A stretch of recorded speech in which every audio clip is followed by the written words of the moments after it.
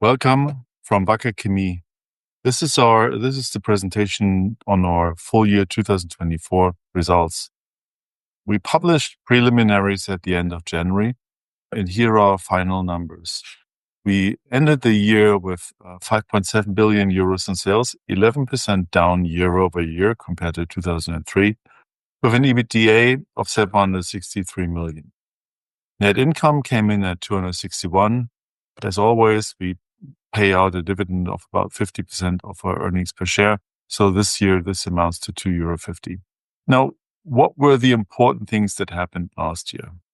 There were two things that really struck out. Number one was a significantly good performance in our silicones business, where against the recessionary backdrop of the European chemical industry, we performed better quarter over quarter, mostly due to a significant improvement in sales of silicone specialties. The other thing was that from the middle of the second quarter onwards, a tariff dispute started on imports of solar materials from our customers out of Southeast Asia into the US. That kneecapped sales polysilicon materials into Southeast Asia, and the situation is unresolved since then. So those were the two big things last year. Let's focus on the various segments. So here is our dividend payout. For 2025, we now expect sales of 6.1 to 6.4 billion euros, with an EBITDA between 700 and 900 million euros. Well, this is quite a wide range, and we'll get to why the range is this wide. You will find that in most segments, we actually pinpoint our expectations, except for one. CapEx is expected to come in significantly lower than in the prior year, but only just a bit above depreciation, which we expect to be at about 500 million. So net cash flow should be substantially higher this year. Last year, a lot of our cash flow was consumed by a buildup of working capital in solar polysilicon. So where do we keep investing? We keep investing for growth in silicones, mostly in specialties, as you can see here on the left, in polymers, in VAE dispersions. This is the business that surprised us last year when packaging materials boomed. Typically, this is a business that performs at about GDP, and last year it was up 5%, while construction materials were down. In BIOSOLUTIONS, we continue to upgrade the facilities in Lyon, which we had acquired in 2023. And in polysilicon, and this is probably the most important investment this year, we're finalizing the etching facility for semiconductors, which will give us a significant boost in semiconductor volumes going forward. So what does the profit and loss statement look like? You see the delta. The biggest part of this is volume or mix. A large part of this missed polysilicon sales. But you also see price pressures in standards for silicones, for instance, and in other products here. This is kind of in line with what you see in the chemical industry. You see on the left that our gross margin didn't change that much. Actually, considering the inflationary pressures, we actually performed quite well there. Earnings per share, as you see, came out at €4.85. You'll note that there's a very small tax charge to this because we used net tax assets in the US from deferred tax assets and booked them this time for the first time.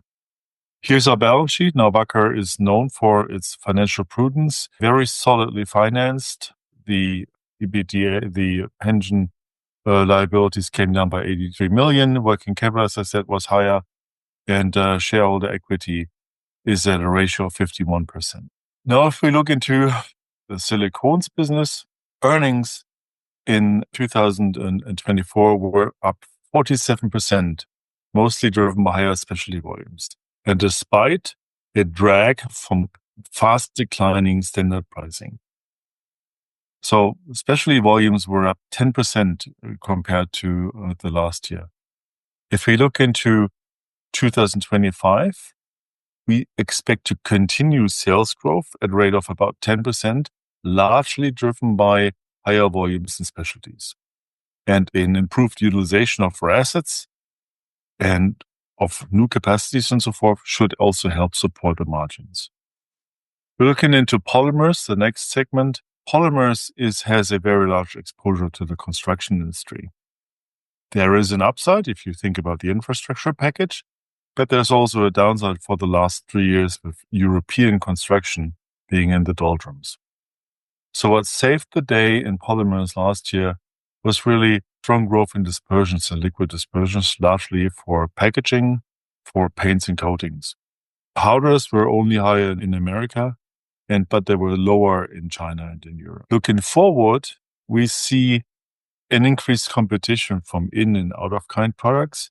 So that means we see sales with low single-digit growth, but in an EBITDA margin at the prior year, we think we can defend that level. But we also see slightly higher volumes in dispersions and powders, which is testament to our market position in this market.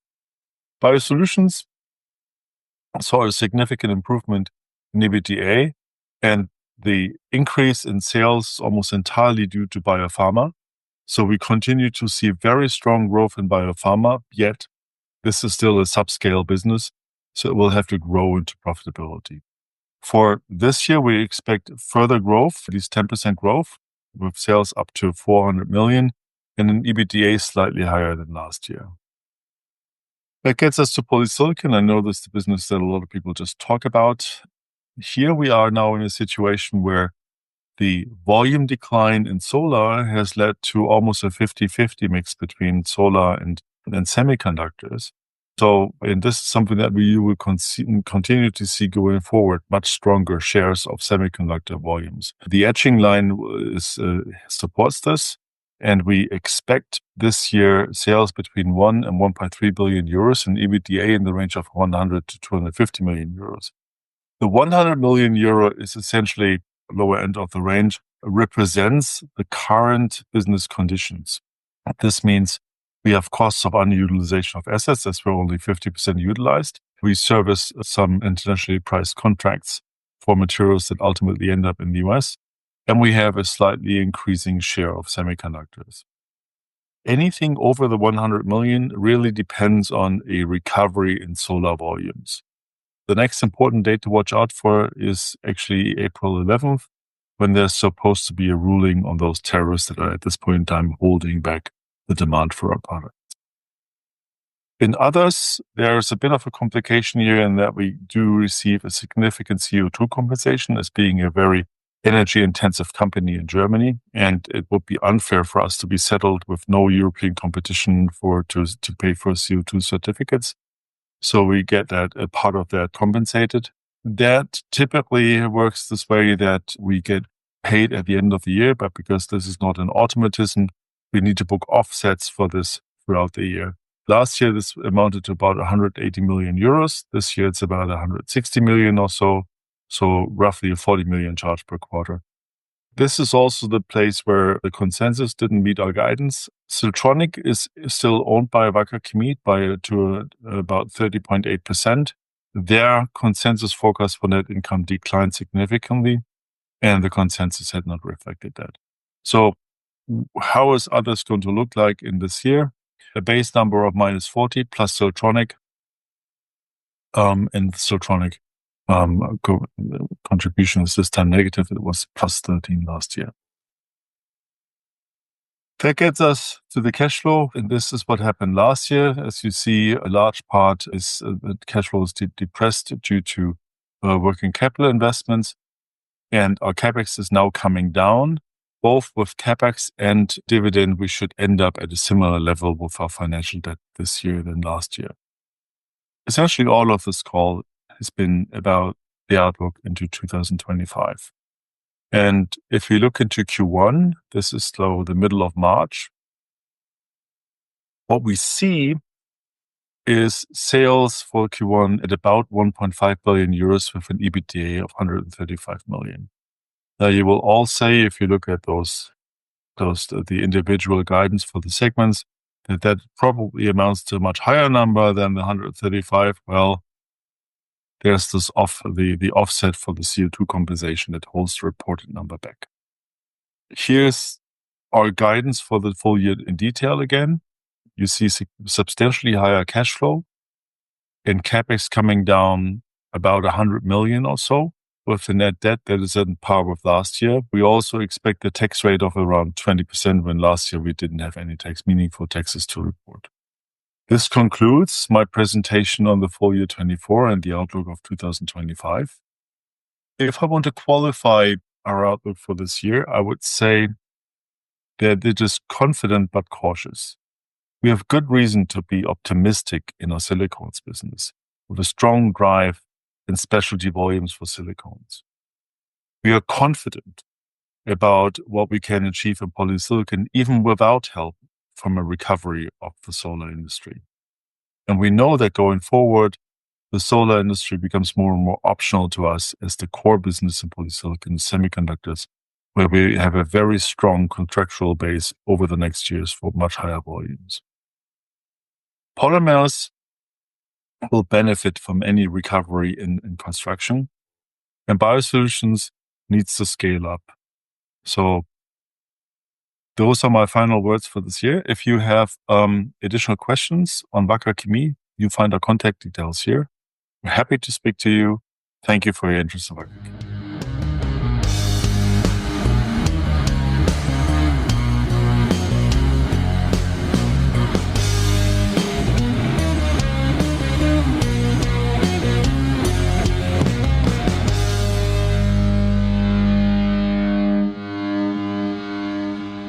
Disclaimer.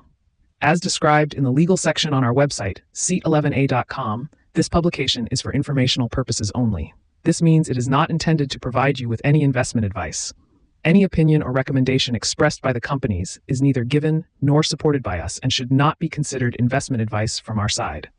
Also, remember that any opinion or recommendation expressed is subject to change without further notice. The content is obtained from sources believed to be reliable, but we do not guarantee its accuracy, completeness, or timeliness. Seat11a.com and its employees disclaim all liability for any loss that may arise in any form from any use of the information in the video, audio, and on our website.